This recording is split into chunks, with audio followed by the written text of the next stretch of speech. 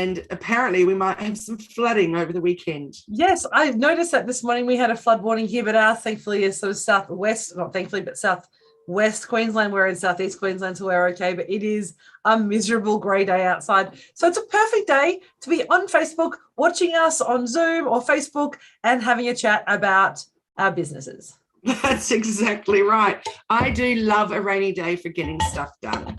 I know. It's actually one of my favorite things. I've decided that I did this yesterday afternoon. I was feeling a bit off this week. I had the best massage I've ever had in my life as a sport massage.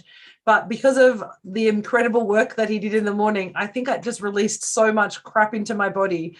I was feeling quite unwell. So I kind of just like, I'm going to hunker down in my office and just kind of work slowly through stuff. It was raining outside and it was actually the perfect excuse just to stay in. I love it. I love it so much. I especially love it on a weekend when I can just watch movies and not feel guilty for not. And a rug. And I thought, yeah, that old school kind of rug. This is where I miss being in Canberra, where in Canberra, I had a beautiful fireplace or open fireplace. And so in winter in Canberra, which of course is very, very cold, there's nothing nicer than to have, that stoking the fire on a winter's day in Canberra and sitting on the couch with a rug. It was, I totally miss those days. We don't do that here in Queensland. I can't imagine why. Well, we totally do love our fireplace in winter, but it's definitely not a long enough season. No, it is certainly not long enough. I mean, it's not like, European or American winters that go for quite some months and you actually get to enjoy that kind of snuggle time. Yes, that's right. So, Jenni, our topic of the day is words and language. And as soon as you just said about hunkering down, and I thought, wow, great little segue there, because so many people call it hunkering and just as many people call it bunkering. Oh, that's a very good point. Bunkering down, etc. So isn't language a funny thing, the way that we do it? And I was just having a conversation with someone the other day about the weirdness of social media, texting, and all that kind of thing. It's really highlighted where people are at with their spelling and grammar and and all that kind of thing. And I put a post out on socials about when you see somebody has spelt, something wrong in their caption or wrong grammar or something, do you mention it? Do you ignore it? Whatever. And it was amazing how many people said, of course I tell them. I send them a private message. Other people, one person actually said, I never would do that. It's, it would be hurtful or whatever. And I thought that's an interesting thing because from time to time I've made a little error and I've actually really appreciated when someone sent me a message because I don't want my stuff going out there, not being right. So I saw a website yesterday and I've been looking at a website this week and I've been looking at the same website this week and there was about 18 spelling mistakes across the website and like significant number. And I was like, okay, so half of me is going, are you looking at, is it more about a language issue? Because of course, if you're putting it in a different language that you are, then sometimes your grasp of English is not 100%. So therefore you're writing as you would, I guess, as a second or third or fourth language, maybe. But for someone who is an English speaker as their first language, I get very frustrated when I see spelling mistakes or particularly grammatical errors. I had this conversation with my partner earlier this week simply about the word there. Which there are you talking about? Is it they are? Is it there with an EI, or is it there ERE? So simple things like that. And that's, I think, comes from our experience, isn't it? For my family, words were everything. If I wanted to spell a word from the age of 10, I'd say to my dad, how do you spell hunkering? And he'd say, I don't know, let's look it up. So we would go to the dictionary and it was a green old dictionary and we would look up the word and he would make me find it in the dictionary and read out the definition. So I think that's why words are so important to me now. Yeah, I totally agree. I think that we've possibly lost that need to get it right because now it's just accepted. Everything we do is text this, message this, whatever. And we're actually doing it all very fast. We're not taking the time to get it right. It's interesting. And I'm well aware there's, issues out there, people with dyslexia, et cetera, and spelling is not their forte and it doesn't need to be. But hello, we have Grammarly, we have spell checks, we have all kinds of things. And you said before about, maybe if English is not your first language or something. And I thought, you know what though? And I was teaching a course yesterday on Canva.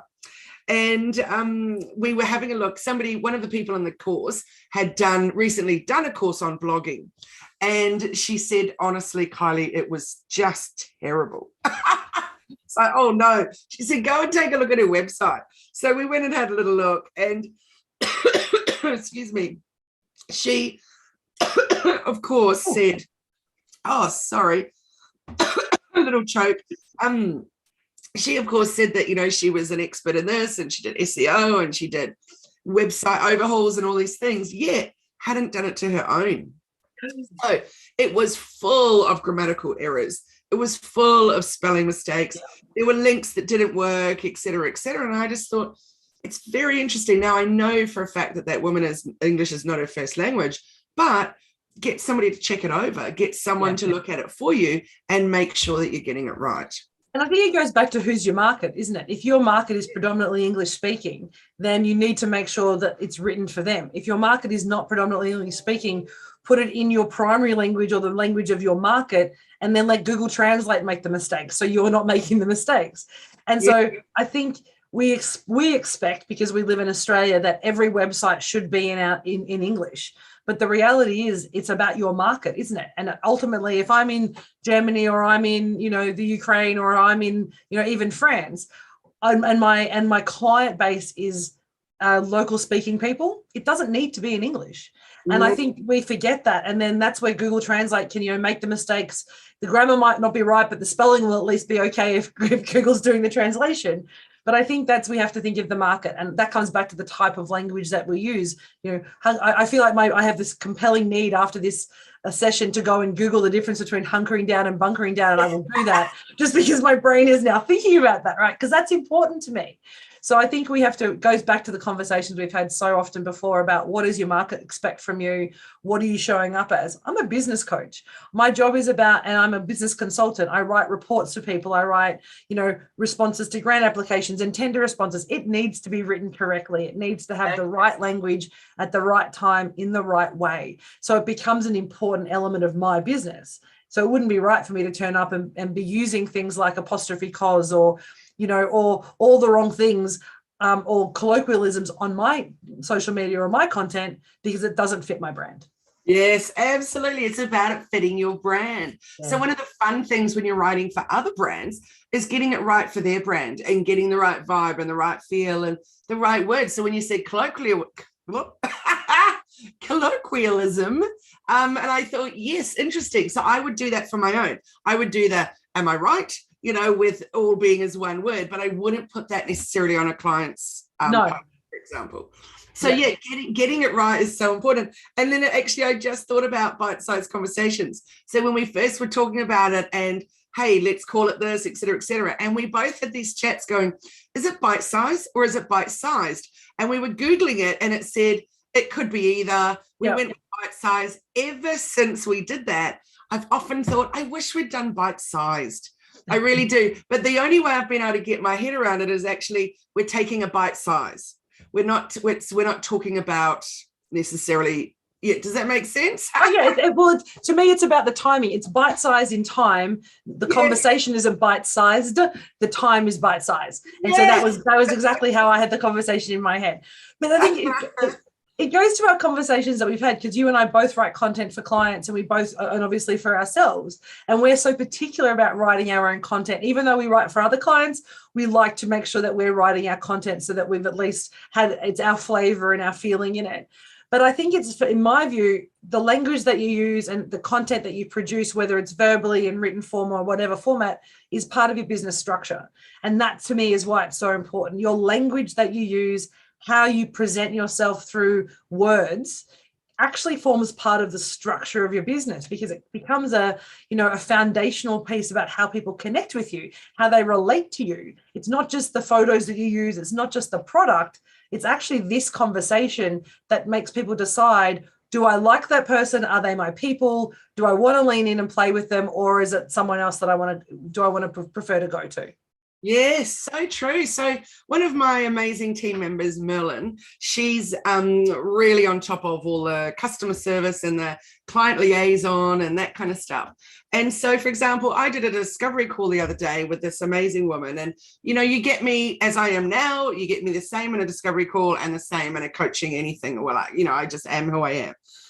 And so we're chatty and we're this and we're this and we're this. So then I need to know that then the email that Merlin is following up with is also going to be super friendly, super like, yay, so keen to work with you, et cetera, et cetera. Now for my team, whether it's Merlin or anyone else, the important thing is that she's able to be authentic to herself, because at the end of the day, it's going from herself, but it also needs to have the same vibe, the same energy, the same, what would you say? Words. For me, it's the same structure. Yes, it actually comes down to the structure, the way that you the way you compose your sentences, the types of words that you use, the format, even down to the format of the email. Are you, a one sentence person, which is not a paragraph, but you like to do one sentence kind of heroes, questions or statements followed by paragraphs? Is it you doing long form information, or is it kind of bite size, or is it dot points, or for you, one of the biggest things in your language is your emojis. That forms part of, so an email from Hello Media that doesn't have an emoji in it, to me, I'd be like, she's being spammed. This is not a Hello Media email, because that's part of who you are as a brand. So I think that structure is so critical to make sure there's consistency. So the words can be a little different, but there's a structure to the way that we produce the information. I totally love how you've said that. So yes to structure. So I don't want it all just, a big long one sentence, which so many people do these days, because it's, but for me, particularly being a designer, and it's all about the look and feel of something, it also needs to be beautifully laid out. So it's really clear to read and looks fun. And so for me, for my business, the vibe needs to be a bit of fun. It needs to be a bit of lightness. It needs to be helpful. So the words, the language, the structure, the set out, all those things are important. And who would have thought, right, that an email response is so important as part of that customer journey? Yeah. And it is, because it reminds people to say, you didn't just take my money and then forget me, right? It's actually, you've taken my money, or we've had a conversation, and now the journey is actually, it gets real then. It's now, this is how I'm going to be showing up for you in the next 6, 9, 3 months, however long the program is. And it actually sets the tone for your whole relationship. And we do often forget that. I forget that sometimes, particularly the types of work that I do, particularly with the consulting pieces. But what I've started to do, as soon as someone sends me a contract, I'll send them back saying, hey, the contract's signed. Thank you so much. I'm really excited to work with you. And I'll put something in. That's not me forcing that. That's just become my habit, because I know these guys are trusting me to deliver a piece of work for them. And I want to make sure that they feel that they're in safe hands. So how I communicate that is through that. Thanks so much. I'm looking forward to it. Let me know what else I can do. Those little things just make people feel safe and that they've made the right decision. Totally. It takes us right back to that know, like, and trust thing, doesn't it? So 100%. They've been watching you, they've been deciding, do I want to reach out? Do I want to, make that call, or do I want to book that Zoom, or do I want to go into that shop, or whatever it is? And then deciding, I like you, so yes. And then deciding, do I trust you? And then, yes, I'm going to buy from you or work with you, et cetera, et cetera. So, I used to write content for a number of clients earlier in the year, and I don't write this content as much as I used to. And I know you're very similar to that as well. But what I found is, when I used to write content, there were a couple of clients who I would spend some time and really deep dive into who they were and make sure I'm using language off their website or their program details, so that there's consistency in the way that I'm presenting their business. But then there are other clients that I would write doing exactly the same thing, and then they would rewrite almost all the captions. And it would be every month, they'd be like, well, you almost got it right this time. I really wanted to say this. And all my brain was saying is, if you're spending this much time rewriting my captions, then why aren't you writing it yourself? And it was this block that they had, that they couldn't actually start the process, but they knew what they didn't want, but they needed to see it before they actually knew that. And so part of my decision to no longer write captions, or to say, well, why don't we just give you caption starters? Let's actually not write them for you, because it's not going to ever be in the same way, because I'm only seeing you and talking to you for 25 to 30 minutes a month. versus the clients that we do the deep dive content development with, where we're talking with them every day or a couple of days a week, where we're starting to know how they speak and we're starting to know who they are. And I find that with my team, we've got with Macy knows how I speak. So Macy knows how the business speaks. And I think that's the distinction. We as businesses, hello media, elephant in the room, we have to learn how the business speaks, because we may speak differently outside the business, but it's how the business speaks is what's important at the end of the day, not whether we liked a particular word in a particular place. Did the business need it there? That's so totally right. So it just all comes back to your branding, doesn't it? And using it really does. Voice. So you know full well I'm a shocker with bad language. I love an F-bomb. I really do. And I say it with so much emphasis. Yeah, I do too. In a fun sense or in a bad sense or anyway. But in business, that is not what I do. I do not. It doesn't feel right for me at all. And I don't write it as part of captions. And I try never to say anything that's kind of a triggering word for people in my coaching sessions, etc. So it's a really, really interesting one, isn't it? Those businesses that decide that should be part of their branding, and those that decide no. And I'm not saying that one way is right or the other, but it needs to be right for your business. But it goes to show really clearly how language can polarize or attract people so quickly. Because my partner is the same. This amazing masseuse that I went to yesterday morning, he'd met me for I think 3 minutes and dropping the F-bomb, dropping this, say it, because everything was just not good. And so he's like, oh yeah, this is going to be this, and he was so relaxed, and that was just him. That was his entire personality. But if someone came into and did a discovery call with me and had a conversation and I spoke like that to them, they'd be like, who is this person? They are not, this is because it doesn't fit the environment. So we also have to think about the context in which we're talking. In a one-on-one conversation, when you're deep down getting real with clients, sometimes that language works because it's about saying, hey guys, I need you to listen to me. And you don't hear me say this often, so I'm actually now going to be like, calling bollocks on them, right? And so sometimes you need to do that. But then you have to consider the context, and because language can polarize so abruptly that some people will be like, I'm never going back to that masseuse because God, he was like swearing like a trooper. Whereas I'm like, he's so in joy and flow about his stuff. He's just like, he can see it all. And he's like, this is amazing. And he was lit up when we were talking about it because he was so excited about breaking down knots and recognizing the problems. And I'm like screaming in pain going, this is amazing. But for some people, they wouldn't deal with that. I love that so much, Jenni. I recently had a session, and so did my daughter. So it was fascinating. And she was called a massage therapist, but she had walked into her space, and I was like, wow, that's a lot of certificates. Literally every part of her walls was certificates. And I said, how many are there? And she said, 219. I was like, goodness gracious me. 219 of what? Doing what? Every course she could have ever done, from kinesiology to just you name it. There was everything there. So anyway, I lay on the bed and she starts whispering into my ear, and she said, it's not going to be like anything you've ever had before, and you might cry or you might laugh, or you might be in terrible pain, but I want you to say to me each time I maneuver you, I want you to say, you're a bitch.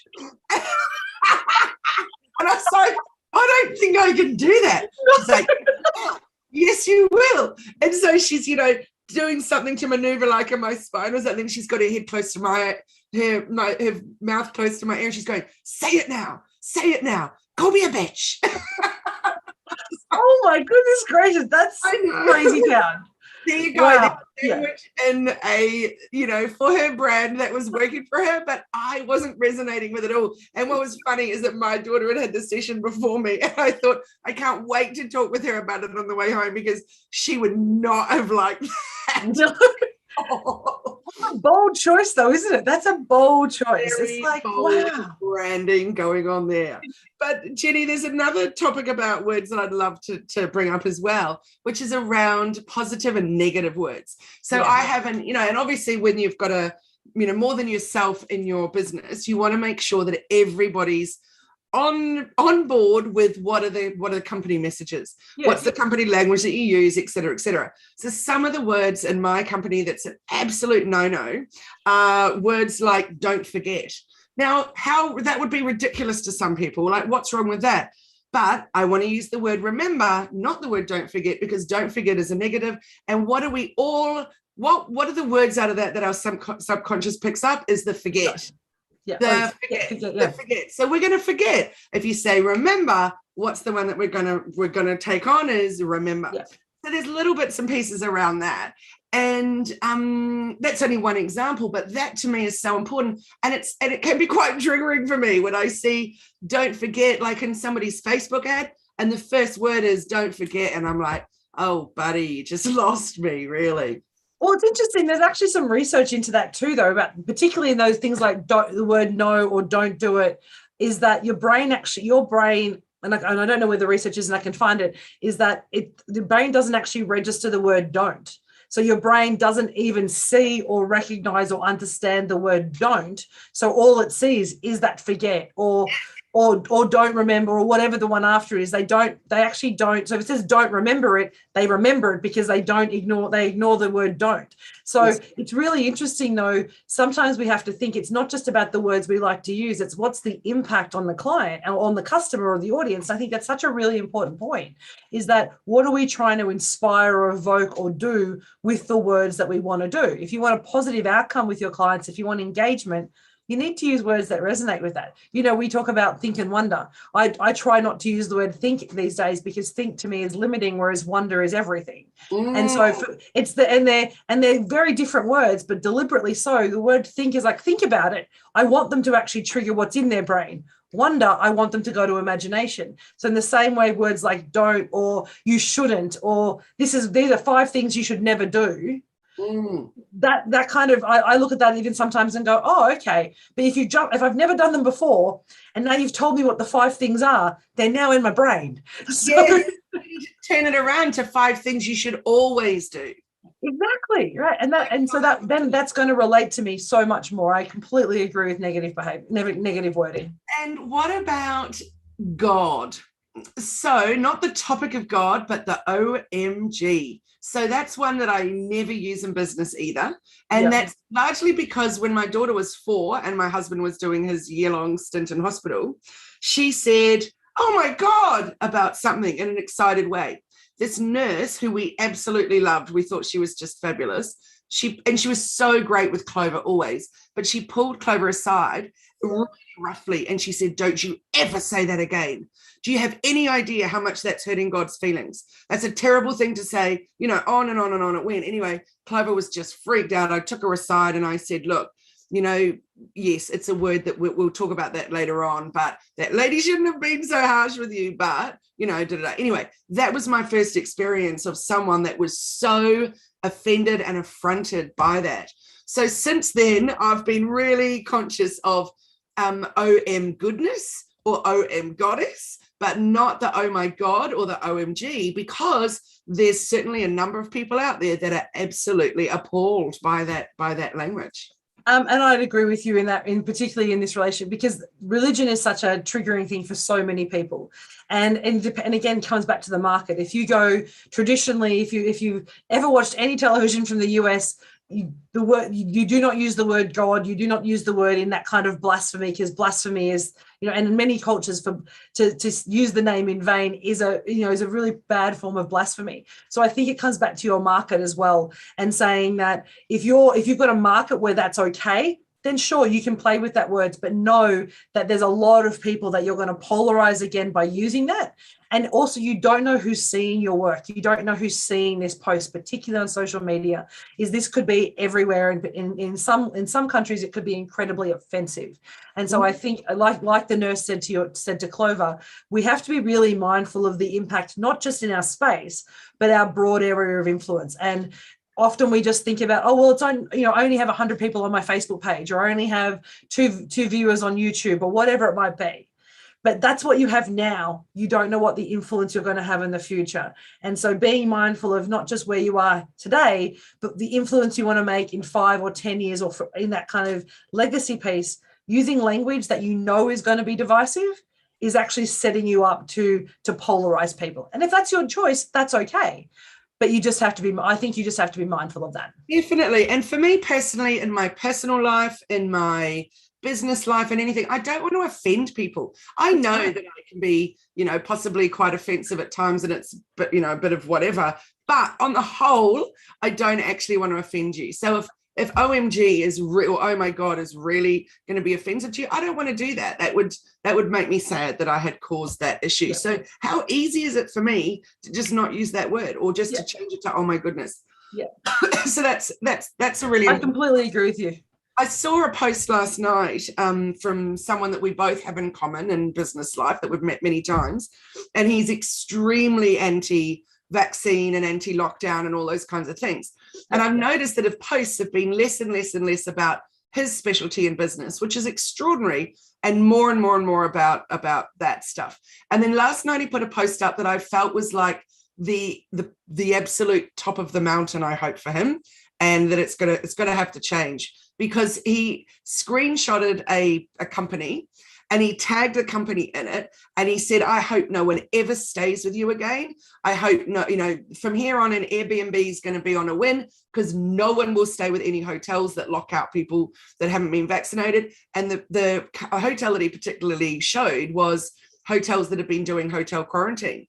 And he said, you are disgusting, you are this, you are that, because you've taken money for lies, all that kind of stuff. And it's like, you as a business, that's an extraordinary stance to take. And then on the same thing of that, there's also a dance teacher that I know who's been doing the same kind of thing. So all of her stories, all of her everything on Instagram has been about anti-vaccine, anti-this, anti-that.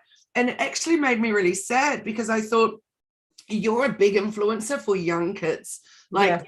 I know when my daughter was dancing and when she would come in and do guest choreography pieces and things, they just idolized her. And I thought, whether you're pro-vax, anti-vax, or whatever you are, that's really extreme when you know that those children are really influential at this stage. Yeah. So, and it wasn't just anti-vax, like it's some really big stuff she's putting out there. So I think as a business, you've just got to be so mindful of, again, as you said, who is your audience, but also, why am I doing this? What are my posts for? What am I putting things out there?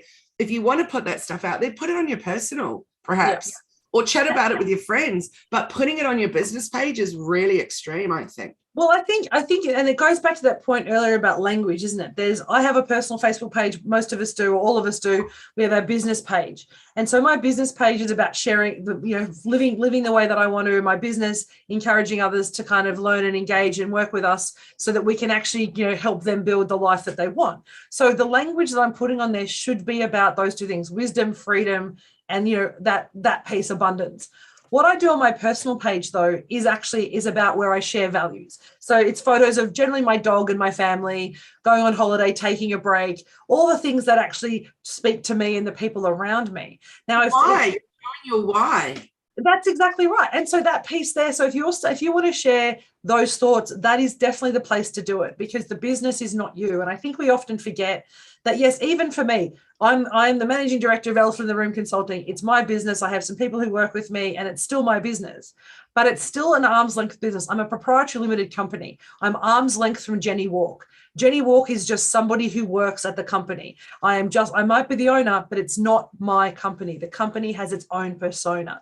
And so often we get our persona mixed into the company persona, and they are two separate entities. They're legally two separate entities, so therefore they should behave like two separate entities. And I think they can influence each other, but your personal, in the same way, if an employee comes to work and starts sharing information that's potentially offensive, that doesn't stay in the office. And that's how I see the segmentation between what you do on your business page and what you want to do on your personal page. It's your personal space.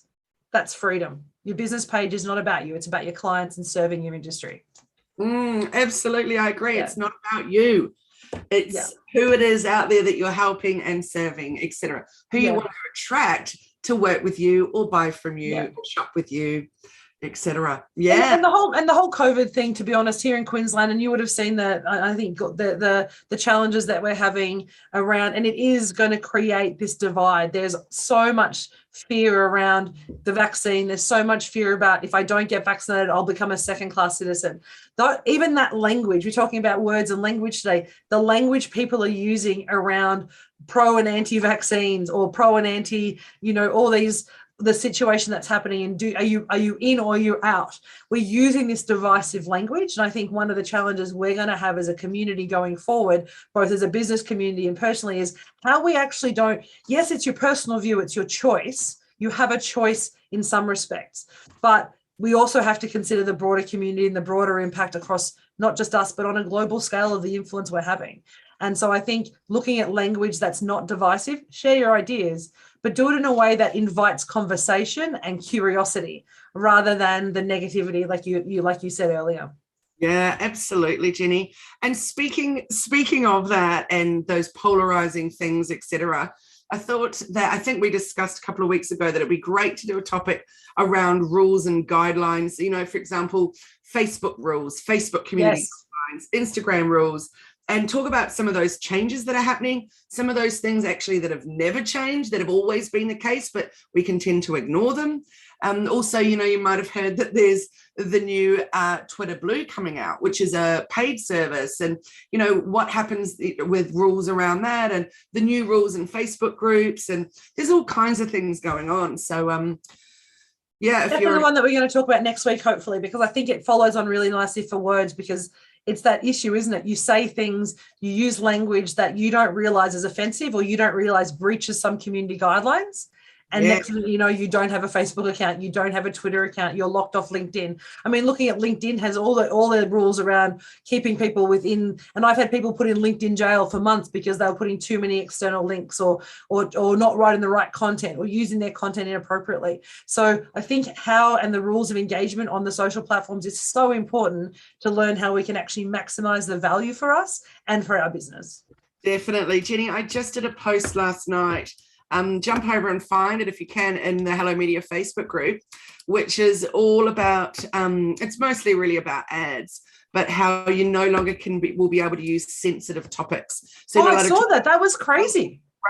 Race, ethnicity, political affiliation, religion, sexual orientation, like it's quite extreme. But the one interesting one for me is that, for example, health causes, you can't talk about lung cancer awareness or World Diabetes Day, etc. Like it's going to be very, very interesting. And very restrictive, isn't it? It's going to change the way people are actually engaging on the platforms, because I've got a number of clients who I've worked with who are very specific niche markets, and we talk about when they want to use ads, or if they're looking to try and search for those arrangements, you need to use those niche words or those niche groups. So for Facebook or for Meta to make the choice as to what we can choose and what we can't choose and how we connect with people is a really interesting step.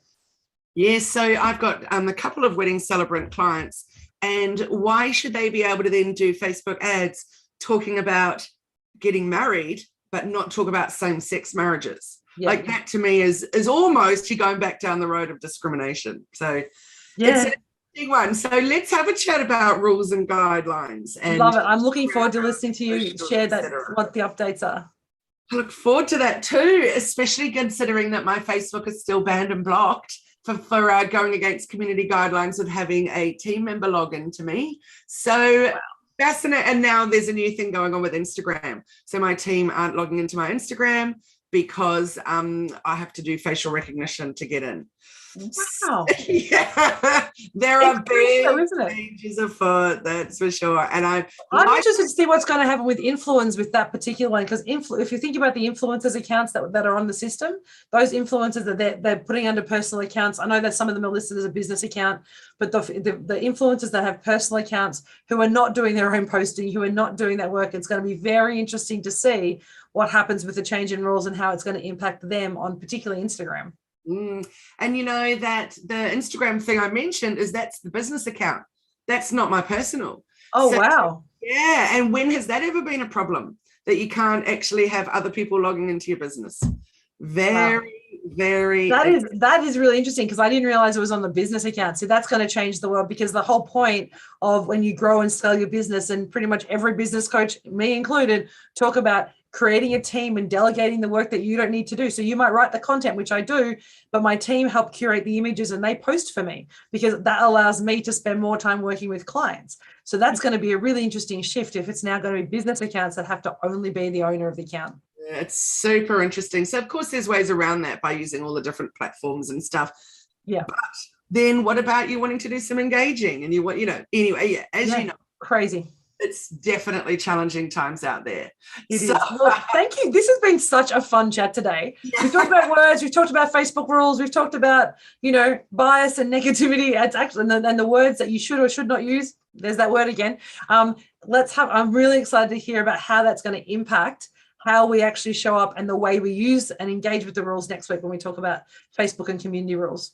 Awesome. I look forward to chatting with you then, Jenni. So how can people find you, Jenni? They can find me at Elephant in the Room AU on Facebook and Insta. If you type in at Elephant in the Room in Google, all the platforms will come up. Connect with me, reach out, have a chat. We'd love to see what you do. Awesome. And how about you? You can go straight to the website, hellomedia.team, and then find all the links from there and connect with us on, particularly in my Facebook group, Hello Media. It's my favorite place to hang out. And that's where I'm constantly putting algorithm updates and, just things like that to keep people on top of it, because not everybody needs to read endless blogs and journals about every nitty gritty thing. And that's why we have you. BFF, you keep us up to date with everything that we need to know about social media engagement, and particularly in the space with the online platform. So we very much, if you're not in the Hello Media group yet, you need to reach out to Kylie and work out how to do that, because it's definitely worth connecting with, because the information you put up there is priceless. Thanks, Jenni. I love the word priceless. That's a great one. Thank you. Well, I look forward to chatting with you next line about community guidelines and all of that. And you have a wonderful rainy day and a great weekend. And thanks everyone for watching. We look forward to seeing you next week. Thanks for joining.